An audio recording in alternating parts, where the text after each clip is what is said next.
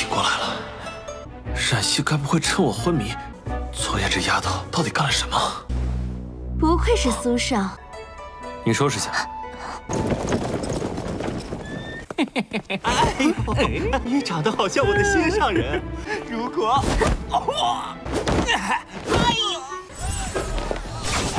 我这么臭！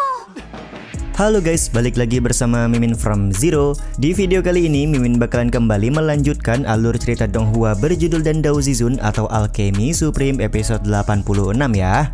Seperti biasa, sebelum masuk ke rekap ceritanya, buat kalian yang menonton video ini tapi belum subscribe, tolong di subscribe dulu ya guys. Dan jangan lupa nyalain lonceng biar nggak ketinggalan update terbaru dari channel From Zero. Playlist untuk Donghua ini juga udah tersedia bagi kalian-kalian yang baru aja bergabung dan belum nonton episode sebelumnya ya. Ya udah deh, nggak usah berlama-lama lagi, langsung saja kita ke rekap ceritanya guys.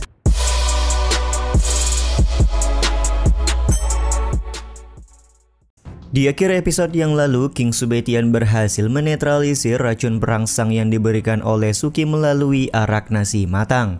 Meskipun sudah berhasil, Bang MC tampak langsung pingsan karena dia sangat kelelahan. Episode kali ini pun dimulai dengan Subetian yang baru tersadar dari pingsan dan terlihat hari juga sudah pagi. Betapa kagetnya King Subetian setelah dia melihat ada bekas kecupan bibir di tangannya yang menandakan ada seseorang yang tidur bersama Bang MC tadi malam. Ketika melihat ke arah cermin, benar saja ada lagi kecupan di bagian pipi, di mana Subetian mulai bertanya-tanya apa yang sebenarnya sudah dilakukan oleh Muransi tadi malam. 我体过来了，冉西该不会趁我昏迷，昨夜这丫头到底干了什么？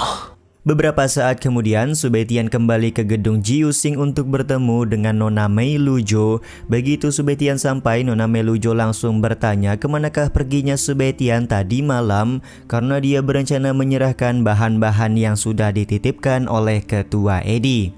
Dengan canggung Subetian menjawab kalau dia pergi berlatih tadi malam, jadi tidak bisa bertemu dengan Nona Mei Lujo. Karena sudah mendapatkan penjelasan, Nona Mei Lujo juga berkata kalau semua bahan yang diberikan oleh Ketua Edi sudah lengkap semuanya. Selain itu dia juga membawakan lencana alkemis bintang 4 yang bisa digunakan oleh King Subetian ketika pergi ke kota kuno Chawu. Alih-alih berterima kasih, Subetian malah meminta Nona Mei Lujo untuk segera bersiap-siap karena mereka berdua akan menuju ke kota Chawu sekarang juga. 那我就姑且相信吧。冰雪玉竹送来了，不愧是苏少。你收拾下。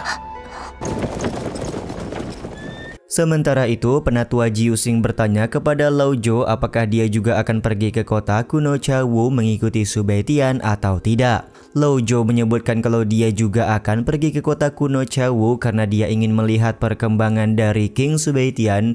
Dia juga menitipkan gedung Jiusing kepada penatua Jiusing selama dia pergi ke kota kuno Chawu. Beberapa saat kemudian, Subetian dan Nona Mei Lujo sudah sampai di kota kuno Chawu dan mereka tampak berhenti di tengah pasar. Nona Mei Lujo menyarankan agar mereka pergi melihat-lihat pasar terlebih dahulu karena siapa tahu menemukan barang yang cukup bagus. Akan tetapi Subetian masih kelihatan cuek dan tidak terlalu mendengarkan saran dari Nona Mei Lujo, dan tentu saja hal ini langsung membuat Nona Mei Lujo sedikit kesal. 台湾茶五古镇的方式上，但愿会有冰龙弦的消息吧。这个木头。 Di saat yang sama, ada dua orang adik-beradik dari keluarga Chin yang juga sedang berada di sekitaran pasar kota kuno Chawu. Mereka berdua kemudian melihat-lihat dan bertanya kepada seorang kakek tua perihal barang yang sedang dia jual. Tapi ternyata barang yang dijual oleh si kakek tua terlalu mahal dan menyebabkan adik keluarga Chin tidak jadi membeli barang tersebut. Sementara itu, Subetian dan Nona Mei Lujo juga menawar sebuah bambu muda atau rebung spiritual kepada kakek yang sama. Si kakek pun lantas menyebutkan harga rebung tersebut seharga 50 batu spiritual tingkat rendah atau bisa dibarter dengan benda spiritual tingkat yang sama. Nona Melujo pun langsung ingin membeli rebung spiritual tersebut dengan harga 50 batu spiritual. Tapi Subetian melarangnya karena dia ingin menukarkan rebung spiritual dengan sebuah kata-kata. Sontak ucapan yang dilontarkan Subetian menjadi bahan tertawaan bagi adik keluarga Qin karena mana mungkin bisa menukar benda spiritual dengan sebuah kata-kata yang diucapkan. Beberapa kata yang aku jelaskan ini pasti berharga 1000 keping emas bagi si kakek tua ini, ucap King Subetian dengan penuh percaya diri. King Subetian kemudian menyebutkan beberapa kata yang menjadi penyebab utama si kakek tua terkena sebuah penyakit. 我这几句话对他来说，灵火盛，汉道亡。 Tanpa ragu si kakek tua pun langsung memberikan rebung spiritual kepada Subetian dan bertanya apakah Subetian punya sebuah solusi untuk menyembuhkan penyakit yang dia derita sekarang ini. Semuanya tergantung pada ketulusan Anda, ucap King Subetian kepada kakek tua.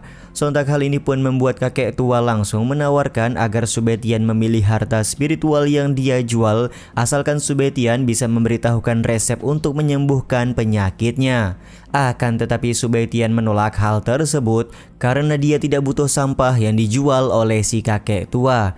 Aku berada di kota kuno Cao selama beberapa hari. Jika kau memang benar-benar tulus, aku menunggu kedatanganmu untuk mencariku, ucap Subetian kepada si kakek tua. Si kakek pun hanya terdiam dan sejenak berpikir tentang tawaran yang diberikan oleh King Subetian. 我的丹药随便你挑。等你有了足够的诚意。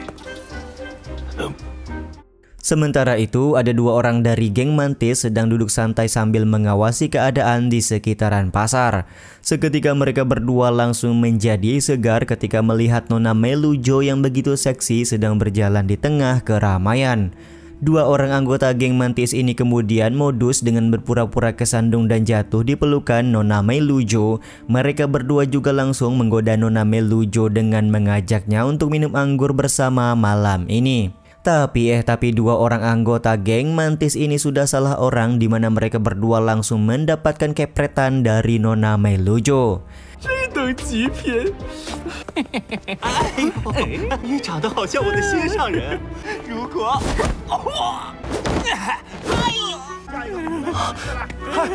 ……Karena Nona Melujo sudah menghajar dua orang anggota geng Mantis, adik-beradik dari keluarga Qin meminta Nona Melujo untuk berhati-hati. Diketahui geng Mantis merupakan geng yang sangat kejam di kota kuno Cao, jadi lebih baik Nona Melujo mencari perlindungan kepada keluarga Qin mereka. Jika Nona Melujo dan Subetian berlindung kepada keluarga Qin, maka geng Mantis tidak akan pernah berani untuk mendekati mereka berdua. Nona Melujo terlihat hanya tersenyum sembari berkata kalau dia akan kembali membantai anggota geng Mantis jika mereka berani untuk mendekat.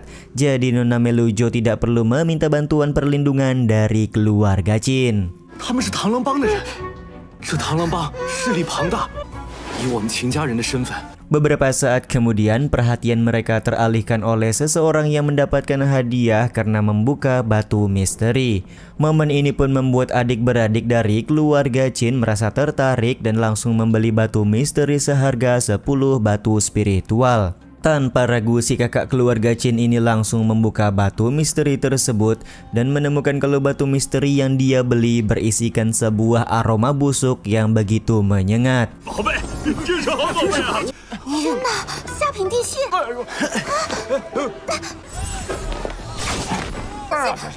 这么臭！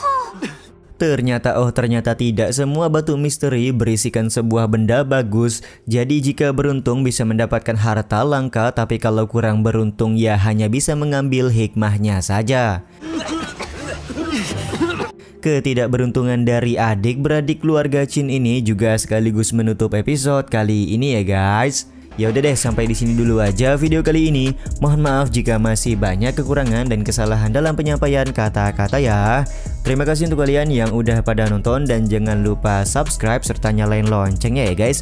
Mimin selaku penulis narasi, tukang voice over dan tukang edit video pamit undur diri. Salam hangat, see you in the next video. Bye bye guys, see you next week.